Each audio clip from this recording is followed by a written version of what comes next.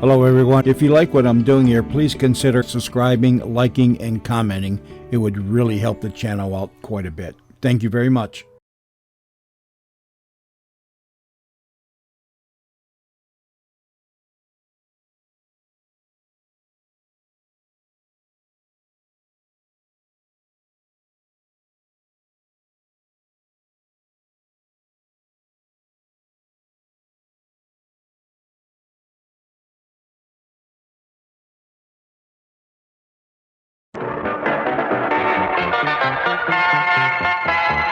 We're those news people. CBS Radio for the Midwest. News Radio 78, WBBM, Chicago. The WBBM News Time, 10:42. The CBS Radio Mystery Theater presents...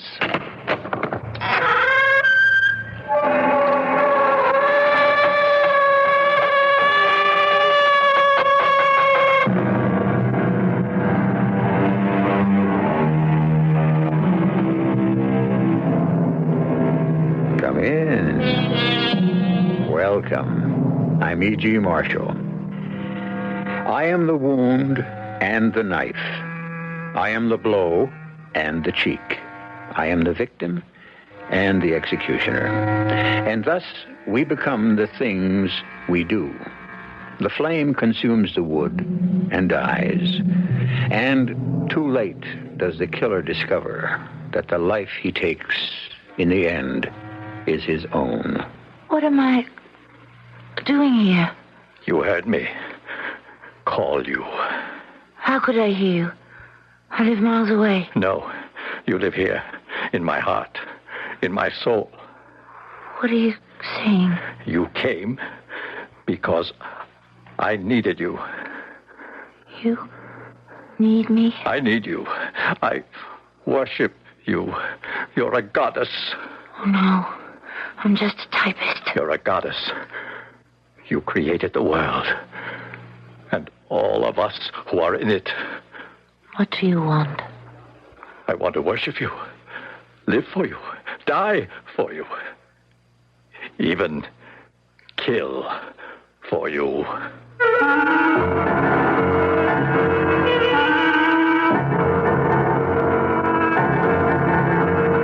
Our mystery drama, The God Killers, was written especially for the Mystery Theater by Sam Dan and stars Tammy Grimes. It is sponsored in part by Buick Motor Division and Contact, the 12-hour cold capsule. I'll be back shortly with Act One. Buy a Buick Opal anytime, and you get a sensational little car. One that's comfortable, fun to drive, built by Isuzu, and equipped with things like a 4-cylinder overhead cam Hemi engine, a short-throw 4-speed manual transmission, plus reclining bucket seats, tinted glass, and rack and pinion steering. But for those of you who buy one between now and October 31st, there's a special offer that goes with it. Buick will reimburse you for 200 gallons of gasoline. And with 200 gallons of gas in a new Opal, you can do a lot of driving. Of course, your mileage may vary, but at the estimated EPA city mileage alone of 23 miles per gallon, that's 4,600 miles. And on the highway, Opal's EPA estimate is 36 miles per gallon. Not bad, hmm? The Buick Opal gas offer. See your Buick Opal dealer soon for details and make your best deal. You'll get a great little car that gives you what you pay for. And 200 gallons of gas from Buick. In California, EPA estimates are lower. If you can see the writing on the wall, it's probably time to repaint again. True Value hardware stores suggest you use True Test Easy Care Latex Flat Enamel Paint. So the next time you see the handwriting on the wall, all you'll need to do is wipe it off. Stains, grease, and grime can't readily penetrate Easy Care's hard enamel finish, so they simply wash away, and you don't need to repaint as often. And because Easy Care has a soft finish, you can have both the flat, smooth look of a latex and the washability of a tough enamel in your living room, family room, any room. True Test Easy Care has earned the Good Housekeeping seal of approval and is available at your True Value hardware store. For a more velvety finish, you'll want True Test Satin Hue Flat Interior Latex. Satin Hue has the finest quality flat, smooth finish in 48 decorator colors plus white. See the complete selection of True Test paint exclusively at your participating True Value hardware store. True Value, more than just a name, it's their way of doing business.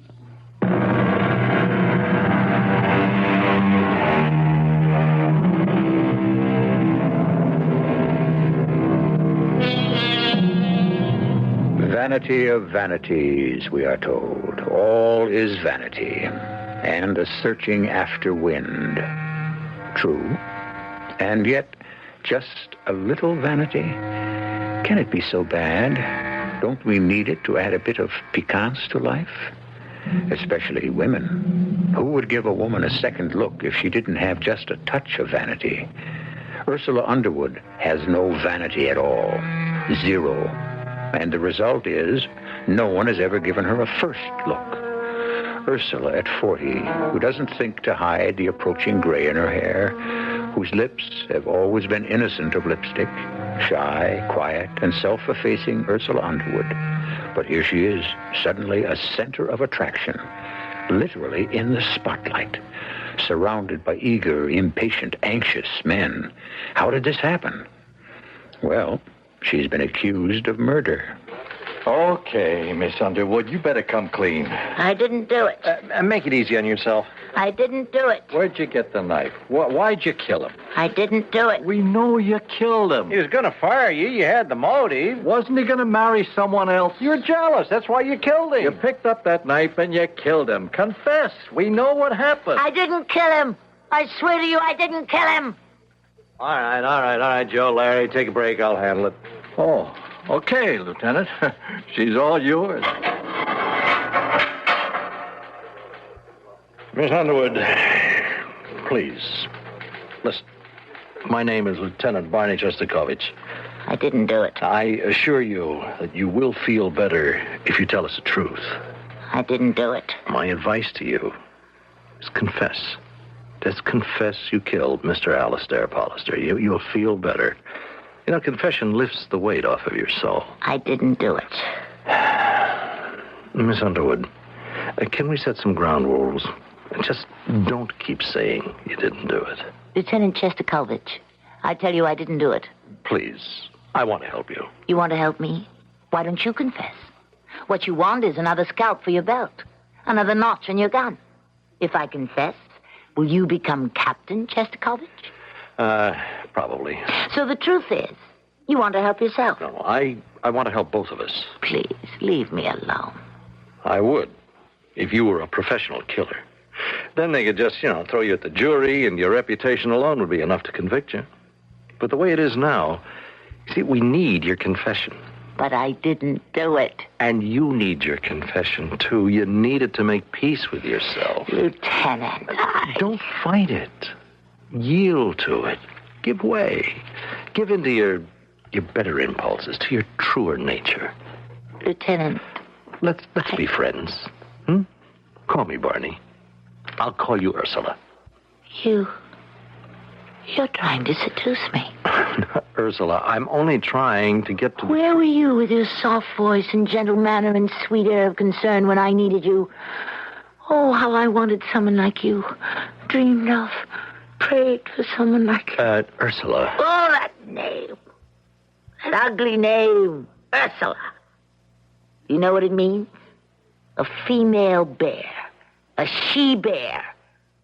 Oh, my Lord. How could parents name a little girl Female Bear? Oh, it's a pretty name. It's an ugly name.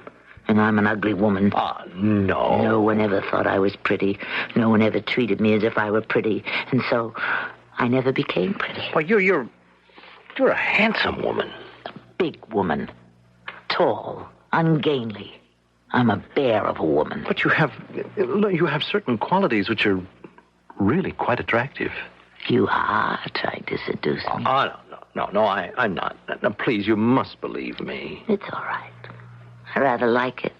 This has never happened to me before. Now, I know what it is to hear a man's gentle voice when he wants something from me. Something only I can give him. Now, I would like to set the record straight. Don't spoil it. You see, the pretty girls get this all the time. What a man wants from them is pleasure.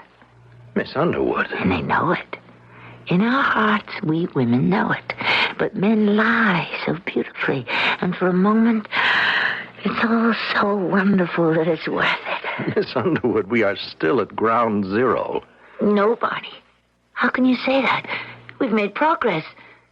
What you want from me is not pleasure, but something even more important, a promotion. Oh, now, please, Miss Underwood, And please. because you make me feel so good, so needed, I'll help you. You will? Because I love you. Oh, don't worry. You have no cause for alarm. You don't have to do anything about it. You probably are happily married with half a dozen children. Miss Underwood, maybe I'd better come back later, huh? Please, forgive me, Barney, for embarrassing you, but I want to be seduced.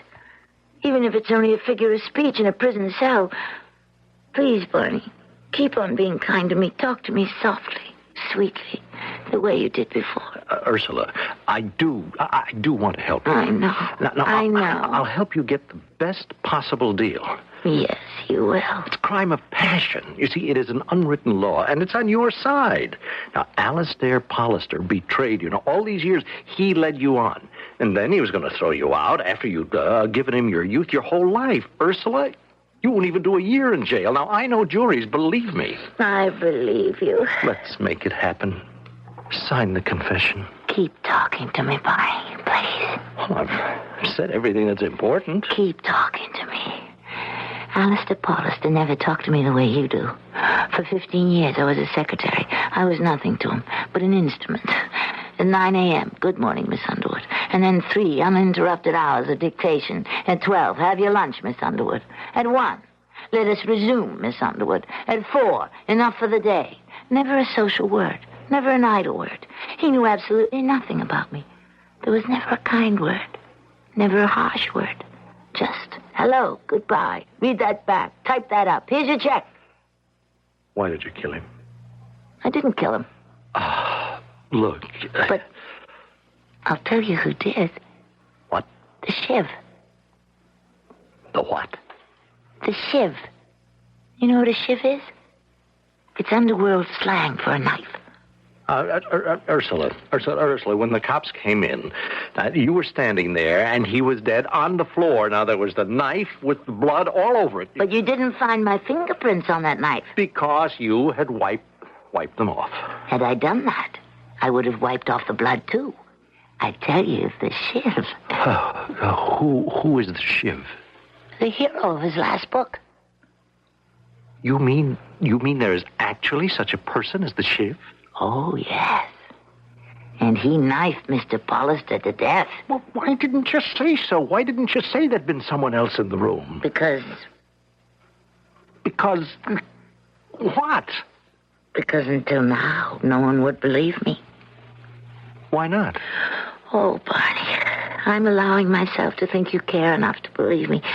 You do care, don't you? Yeah, and about the Shiv. But... We must begin with Mr. Alistair Pollister himself.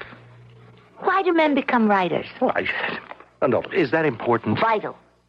Some turn to writing because of an urgent need for self-expression. Others are motivated by the need for fame. Some are inspired by the financial rewards. Yes, well, all this may be pertinent, but we should get down to... But none of these reasons accounted for Alistair Pollister.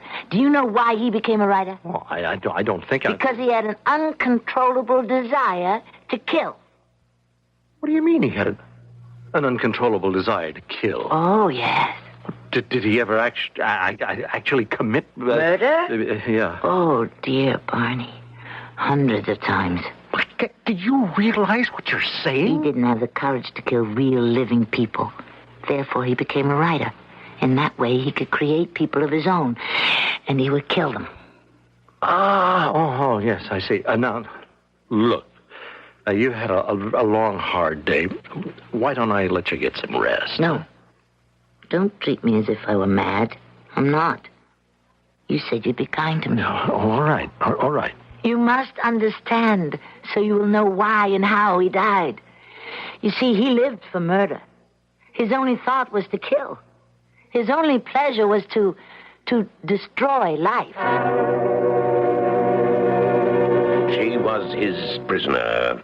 Not just the captive of his strength, but the slave of his will. Do you have that, Miss Underwood? Yes, sir. She knew she should run. At the very least, scream, even beg for mercy.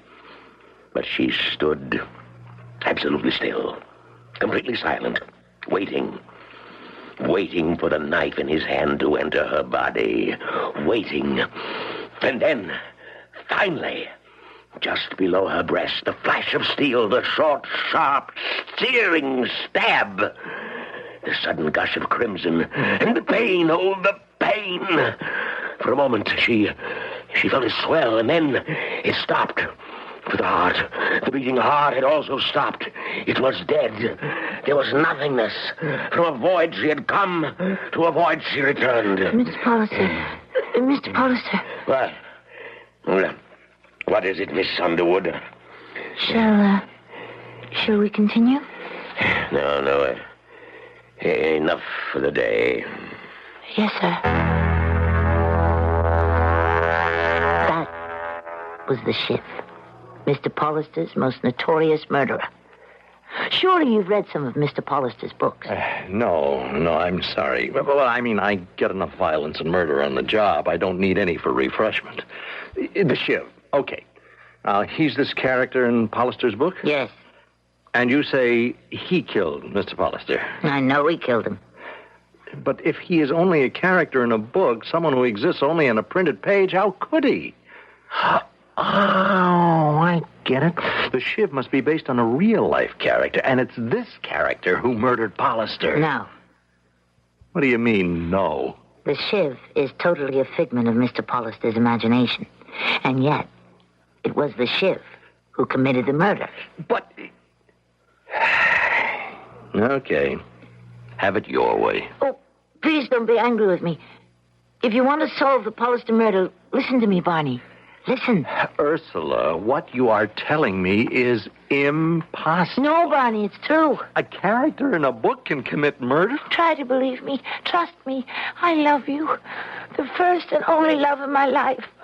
Would I lie to you?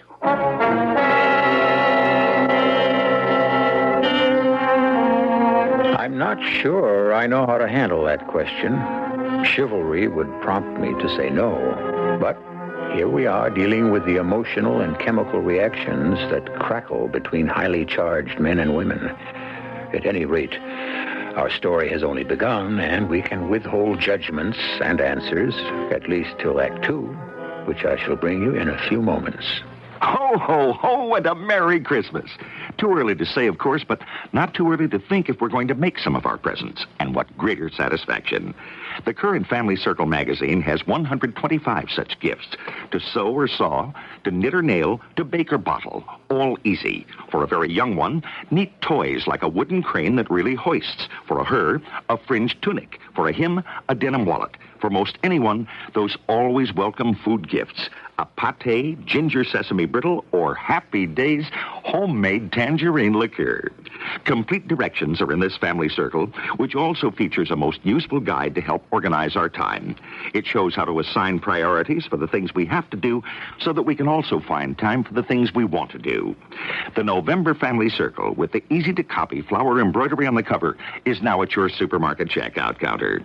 This is Jack Sterling for Family Circle, the world's largest-selling woman's magazine. WBBM, Chicago. We don't know anyone who doesn't like to be praised for a job well done. At Mancuso Chevrolet in Skokie, we enjoy hearing things like, "Thanks, Bill," or "Nice job, Joe." But when a customer actually takes the time to put his feelings in writing, well, take this letter we got the other day, addressed to Jim Mancuso. Dear Mr. Mancuso, in 1956, we bought a new Chevy two-door at Mancuso, the first of what was to be an astonishing string of them, 21 Chevrolets in a row. Needless to say, we've been more than happy with your prices and service work. I don't know how unique this story is to warrant its retelling, but you have my permission if you wish. Maybe someone else would enjoy 21 years of carefree car ownership, too. Sincerely, Charles W. Bracken. Thank you, Charlie Bracken. Mancuso Chevrolet, 4700 Gulf Road in Skokie, 1 block east of Old Orchard Shopping Center. Now open Sundays, too.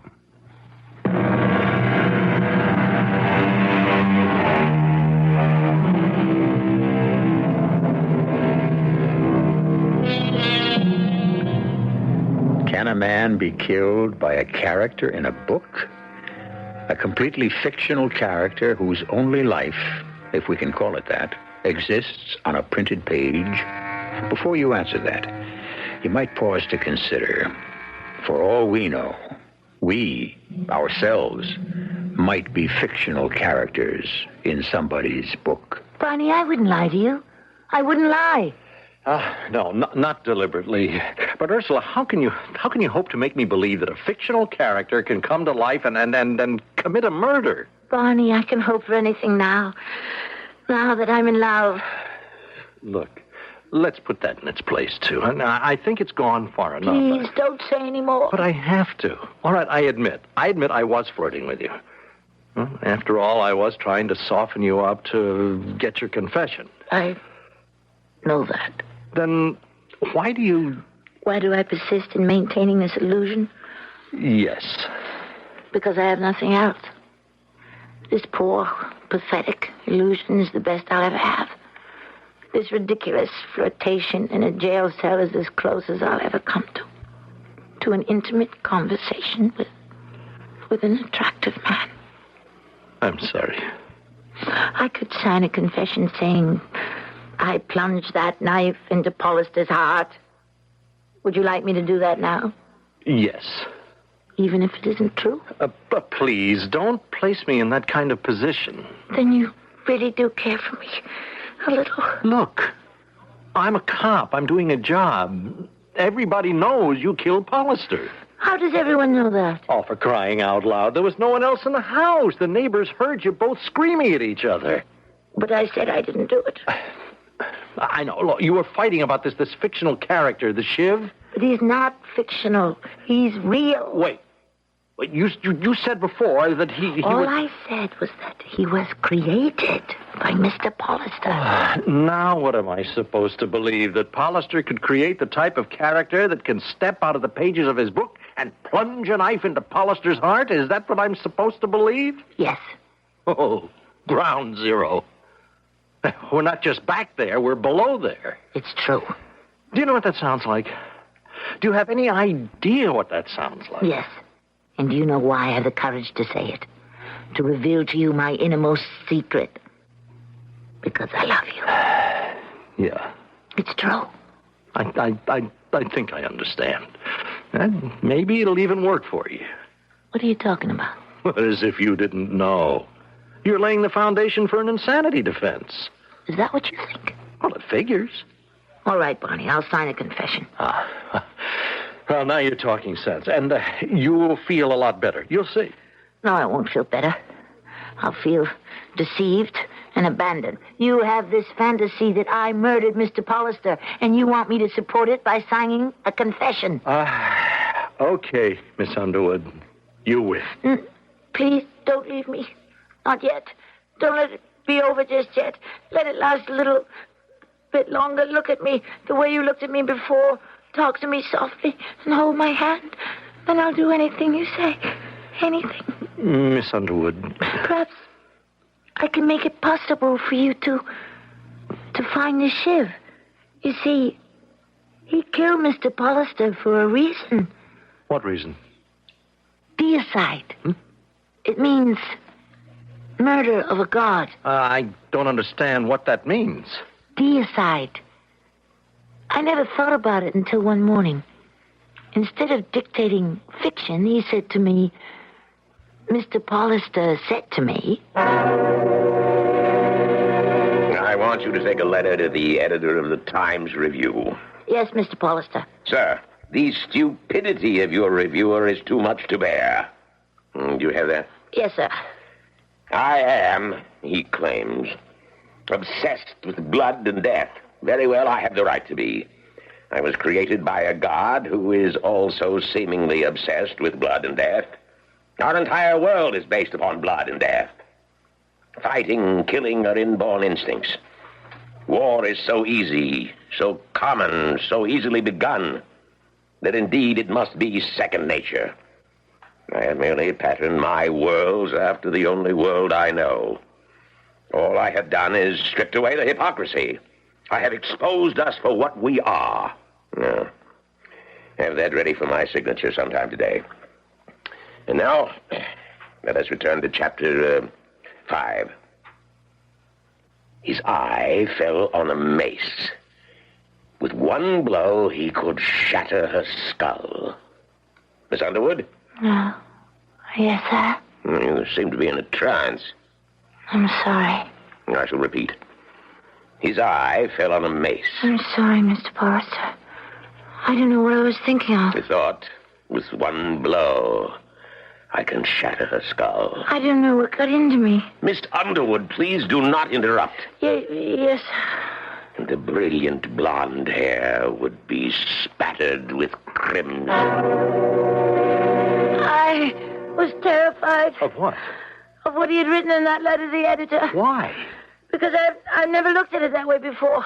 What way? Till then, it had just been dictation. It had meant nothing, just words, and I was putting them down, typing them up. Well, I still don't follow. For the first time, I realized that these were real people. What do you mean, real people? These are just characters in books. No. They live. They live. Oh, yeah. Well, You think I'm crazy? Well, you talk this way to a jury and you'll have it licked. Suddenly, they were more than just words on a printed page. They were really human. They had, there's a word, presence. You're going to laugh at me. Don't.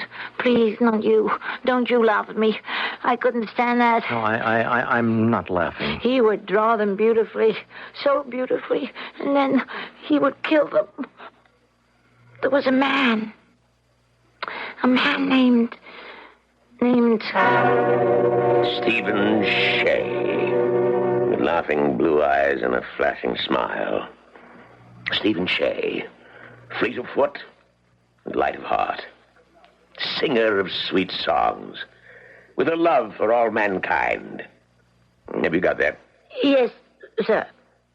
Stephen Shea, who asked for nothing but to make another human being happy.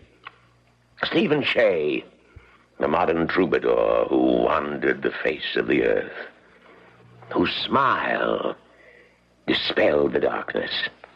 Have you got that on the page, Miss Underwood? Yes. I've got it on the page, and I've also got it in my heart. Please, Mr. Forrester, don't kill him. I don't believe I could stand it if you killed him. A note to myself, put this down. He, Stephen Shea, will be the first victim of my newest character, the Shiv. Oh! Miss Underwood, did you hear what I said? Are you going to kill Stephen Shea? What an odd question. Of course I'm going to kill him. But what else is he good for? Now, to continue. Stephen Shea awoke that morning, that bright spring morning. The air, so fresh, so crisp, so clear, it crackled. Oh, God, he said, thank you for giving me such a morning. Poor Stephen Shea. How was he to know this would be the last morning of his life? Well, it's 12 o'clock. Take your break, Miss Underwood, and we'll kill him after lunch. And I walked out of his apartment. I was in a daze. Mechanically, automatically. I made my way to the little restaurant down the street where I always took my meals. I sat down at my usual quiet, out-of-the-way small table. I sat there in silence. Fortunately, the waiter was too busy to bother with me. I don't know what I could have said to him. I knew that tears were streaming quietly down my face. And then I became aware of someone. Of two flashing blue eyes and a bright smile.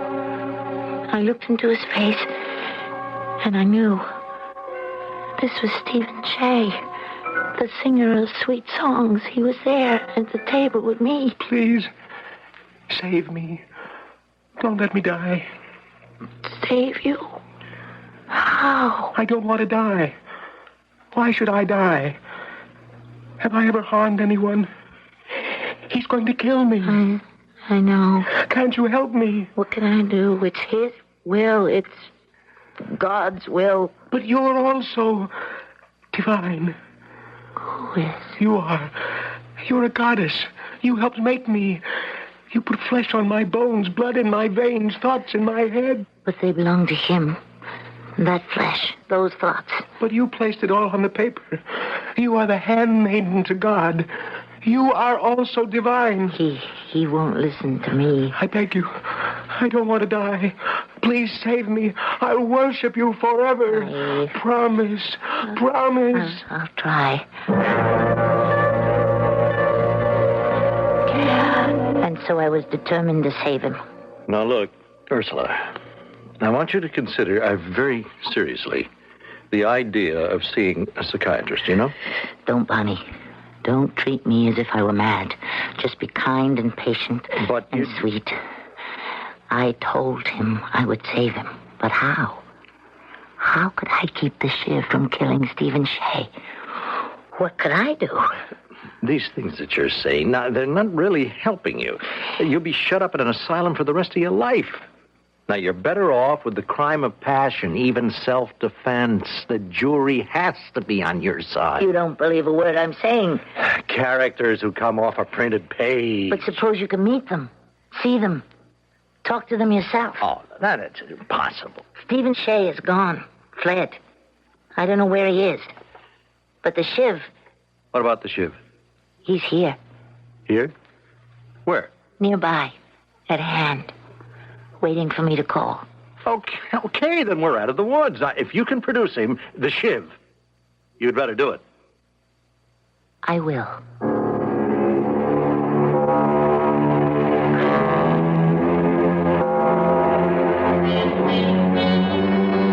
All right, now we're getting somewhere.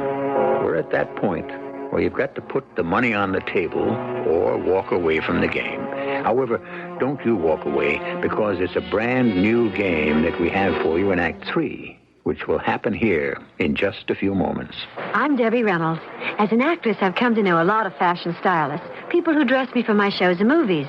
But I'm here at Singer at the world's biggest sewing machine sale with a completely different kind. The Stylist Sewing Machine by Singer. It'll help you sew fabulous clothes. It has a free arm for sewing hard-to-reach places, a built-in 4-step button holder, and much more for only $199.95. That's $80 off the regular price at the world's biggest sewing machine sale. The sale only Singer could have on machines only Singer could make. I got bronchial asthma, but I got a road to rip up, too. So I take Broncaid tablets. They help keep my occasional asthma attacks away for hours. I took Primatine tablets, and they worked. But then I heard about Broncaid. Broncaid's got something extra to help me get rid of congestion. Broncaid helps me breathe easy for hours. It works almost as hard as I do. Broncaid tablets do more to let you breathe easier. Use only as directed. Is your bank open when you're busy and closed when you're not? Northwest Federal Savings knows that a good place to save is ready for you when you're ready, and ready to offer savers the kind of services you can get with the Northwest card. A special feature available to savers who maintain a $500 balance. And here's what you get: traveler's checks, gift checks, registered checks, all with no service charge. Need document Xeroxing or lamination? It's free with the Northwest card. There's a special quick check cashing ID card with your picture. Even special vacations for Northwest card members. Get a world of services you need often by getting a Northwest card at any of 5 convenient Northwest Federal Savings Centers throughout Chicagoland's great Northwest Territory. Be part of a special group and be a special person at Northwest Federal anytime, because Northwest Federal Savings keeps the best hours yours. It's Northwest Federal Savings Time, 63 hours a week.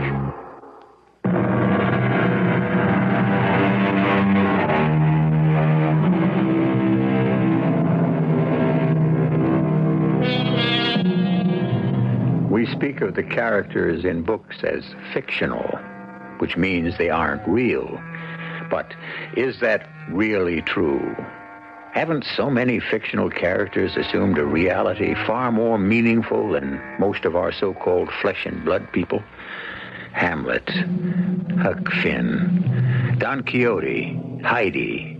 Haven't they been around longer, created more of an impact than anyone alive today? What is real and what is fiction? What endures and what disappears? You said you could produce the Shiv. Yes. Well, when? He will come to me when I need him. Look, for the sake of argument, let's say he exists. Why should he come forward? Why? Because he worships me. He worships you. Huh? This I wasn't ready for. Why should he worship you? Because I made him. I created him. Now, hold on. Wasn't Pollister the maker, the creator? Yes. For 15 years, Alistair Pollister was the creator. But not for the last book. In the end, I became the creator. You? Yes. You see, I was afraid of all the evil Mr. Pollister was unleashing on the world. But all he was doing was just writing books. No, he was creating people. You must understand. People. Stephen Shea was a person. A wonderful human being. I had to save him. And so I tried. The only way I knew how. Good morning, Miss Underwood. I believe we begin with Chapter 7. Title: Introducing the Shiv. It would be accurate to describe the raw material that went into the making of the Shiv as pure, undiluted evil. As some men worship gold, he worshiped death. As some men lusted after women, he lusted for blood. Killing was all that mattered. He was a machine. A merciless, remorseless, relentless machine. Mr. Pollister. Yes, what is it? I know you don't like to be interrupted, but is that right? It's what right? Well, can any person ever be completely evil? Shouldn't there be one redeeming feature? Who says so? I would imagine... Miss Underwood, sloppy sentimentalism does not change the basic facts of life. Or death. The Shiv did not know Stephen Shea. Didn't matter. The street was deserted. Shea had a throat. The Shiv had a knife. There was no flare of anger. No thrill of excitement. Before Stephen Shea was even aware of him, the razor-sharp blade of the knife had already severed his jugular. The Shiv did kill Stephen Shea. No. Well, how can you say no? That's what Pollister dictated. He may have dictated it, but I didn't write it. I wrote something else. Something else? Yes. I created a different character. How could you? I gave the Shiv another dimension. Oh, he was still a killer. But I gave him the ability to feel pity. But how? What Mr. Pollister dictated was one thing. What I typed up was something else. The Shiv had a knife. Before Stephen Shea was even aware of the killer, the blade was ready to enter the jugular. And Stephen Shea suddenly saw death. He said quietly to the Shiv, "Why? Why do you want to kill me?" And the Shiv, who had spilled blood a dozen times, was brought up short. Why? And quietly, he turned and walked away. As silently, as quickly as he had appeared. And as he walked, he kept saying to himself, "Why? Why?" So, what you're saying is you rewrote the story Pollister was dictating, is that it? Yes. And that's how I became the creator. I became God. At least for the Shiv. Because that night I was asleep, and suddenly I was awake. I don't know why. I thought I heard a voice calling to me. What kind of voice? I didn't know at the time. I felt someone wanted me, needed me.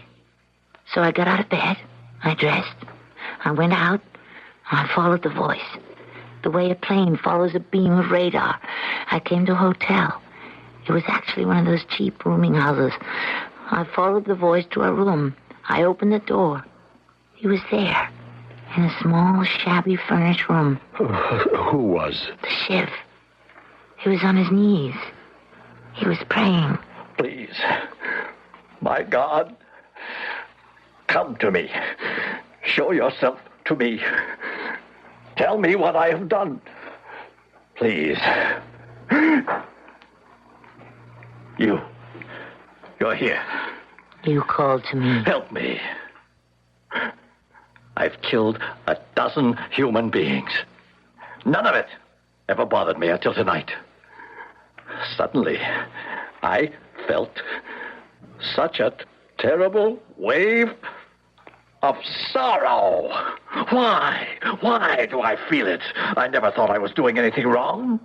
I only felt I was following the orders of my God. I was, wasn't I? Yes, but you see, 2 gods were struggling for your soul. And now, you have a new master, a new creator. Do you feel it? Yes. Now, I feel it. Not a god of death, but a god of life. Not a god of darkness and hatred, but a god of mercy and light. Yes. Will you serve this God? Yes. I will serve this God and fight for this God. I give you my blessing.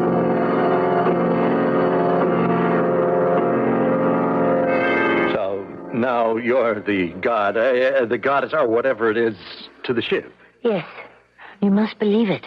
And where is Palliser while all this is going on? Now, here you are, rewriting everything he dictates. Now, sooner or later, he has to catch on, right? Yes. The piper would have to be paid, eventually. He never bothered reading what I typed. He assumed I got it word for word. I usually did. And he would have me deliver it to the publisher.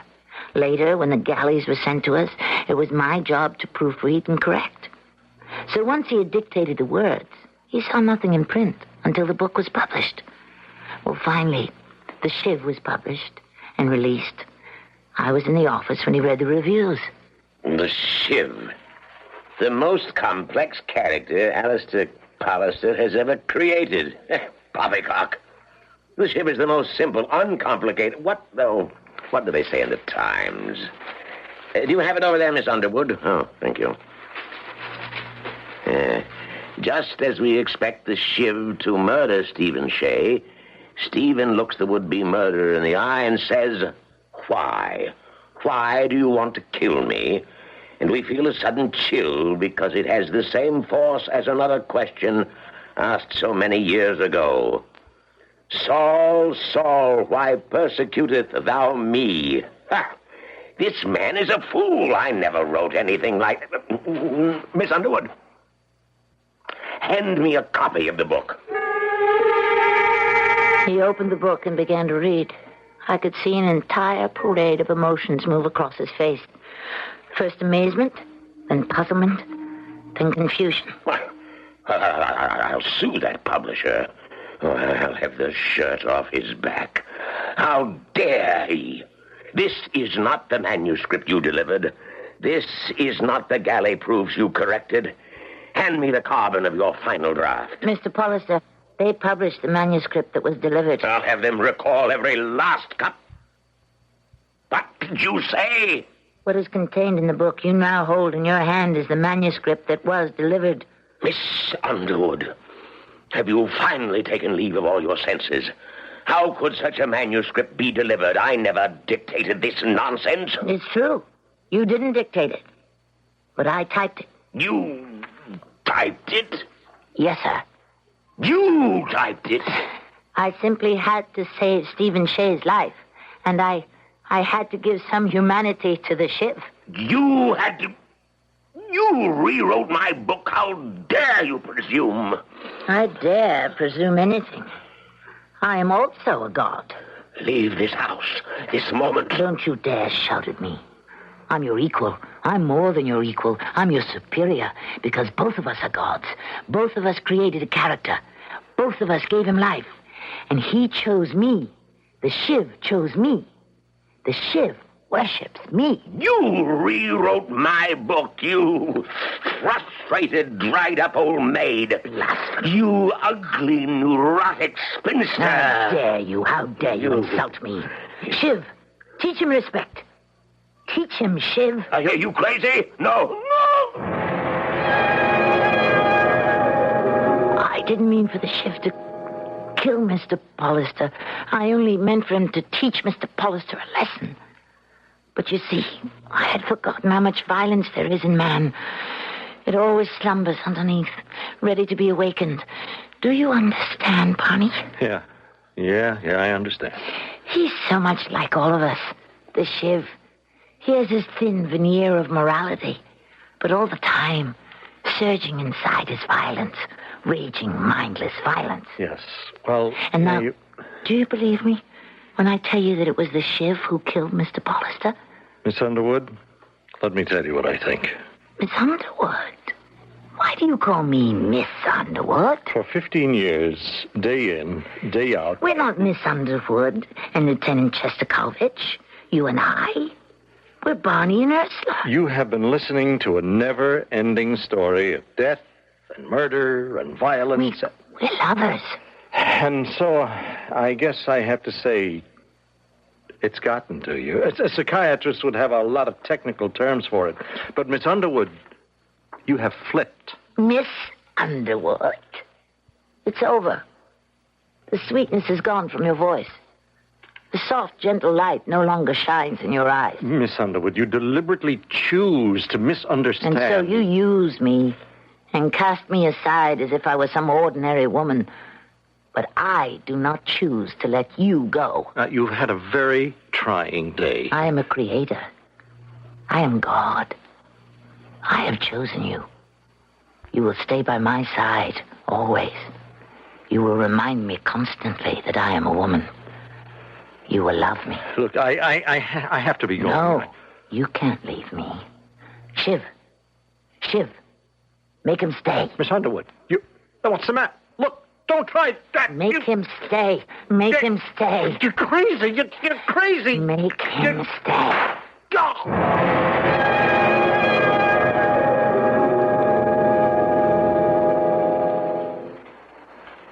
Miss Underwood?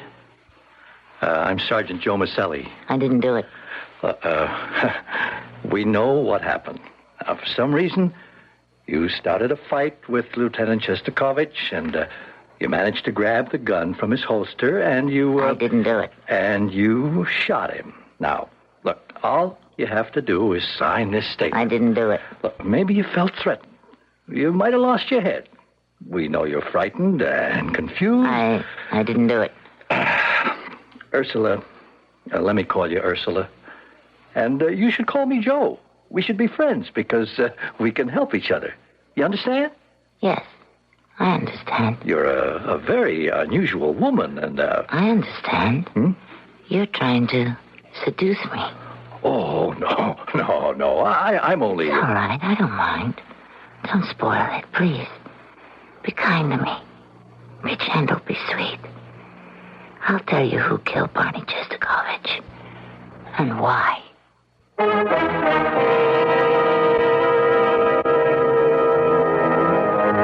They better get wise to that lady before she kills off the entire police force.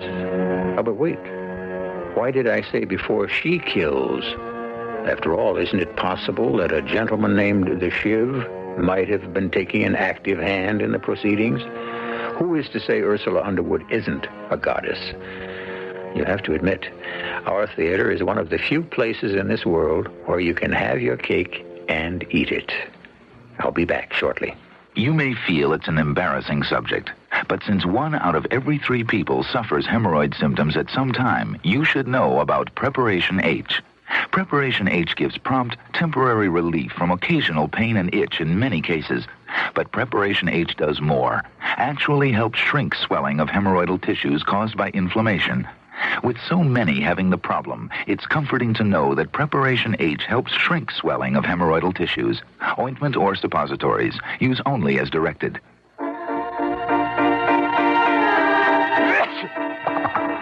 Here in my hand is a little capsule. It's contact. It contains enough cold medicine to help relieve cold symptoms caused by every known virus.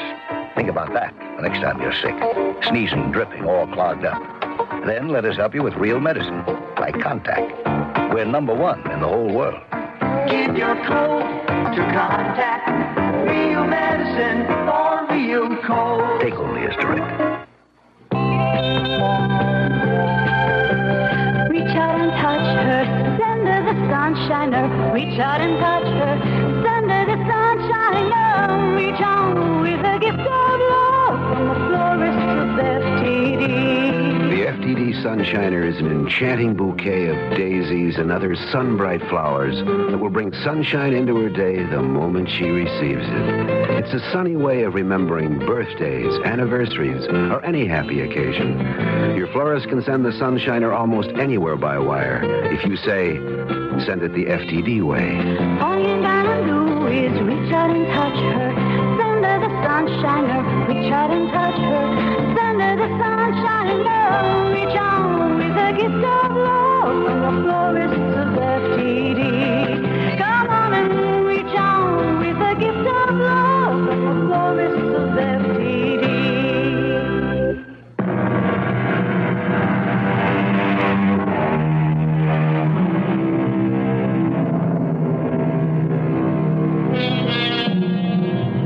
All the world, the poet said, is a stage. And by this time we accept that. We know we're all players. We know we have our parts, whatever they are. We know we have our entrances and exits. We know quite a good deal. Except what we actually don't know is the name of the show, where it's really playing, and how long it's going to run. Our cast included Tammy Grimes, Earl Hammond, Leon Janney, and Ken Harvey. The entire production was under the direction of Hyman Brown. Radio Mystery Theater was sponsored in part by Contact, the 12-hour cold capsule, and Buick Motor Division. This is E.G. Marshall inviting you to return to our Mystery Theater for another adventure in the macabre. Until next time, pleasant dreams.